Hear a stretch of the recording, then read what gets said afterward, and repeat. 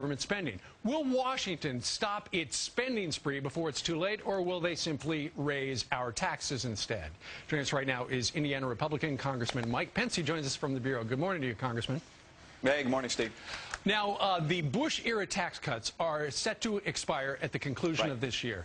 And that's right. While we've heard so much about the richest 3 or 4%, you know, we need to continue to tax them at a higher rate.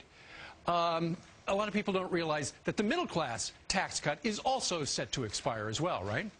That's exactly right. The point we tried to make this weekend in the Republican radio address is that if the Democratic Congress fails to act, taxes will go up on every single American at every single level. If you got a $1,000 per child tax credit this year, it'll be $500 next year. Right. Small business owners will see their taxes go up. Estate taxes will go from 0 to 55% in a single year on family farmers and small business owners. So if Congress fails to act, taxes will go up in every bracket, every category for every American. Right. And the Democrats say, well, we would like to extend the Bush-era tax cuts for middle class, but those right. evil, successful people at the top 3 or 4 or 5%, the so-called rich Americans, we're going to continue to tax them at a higher rate.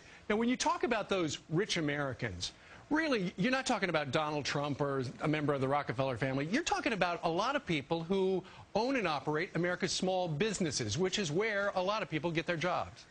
Well, that's right. Well, let's remember this is the worst economy in 25 years. The economic policies of this administration, which have just amounted to more spending and more borrowing and more bailouts, and as well as government takeovers, the economic policies of this administration have failed. And the very idea that we would raise taxes on job creators during the worst recession in 25 years is just, frankly, it's astounding to millions of Americans. As you point out, according to our statistics, more than half of the people that file taxes at the level where the president and Democrats say they want to cut off the tax increase, more than half the people over $200,000 a year are actually small business owners filing as individuals. I don't know anybody in this country who thinks that raising taxes on job creators in this recession is a pathway toward recovery. Well, and you know what? We've got a couple of polls that seem to support that viewpoint. Do you approve of President Obama's handling of the economy? 57% disapprove. And do you think the Bush-era tax cut should be allowed to expire? Take a look at this. Only 27% say that. 64% say continue going forward. Congressman, well, and I hope that means continue all of them going forward. I'm glad the Democrats are talking about preserving some of the tax cuts from 2001 and 2003. I haven't seen a bill. I haven't seen any proposal.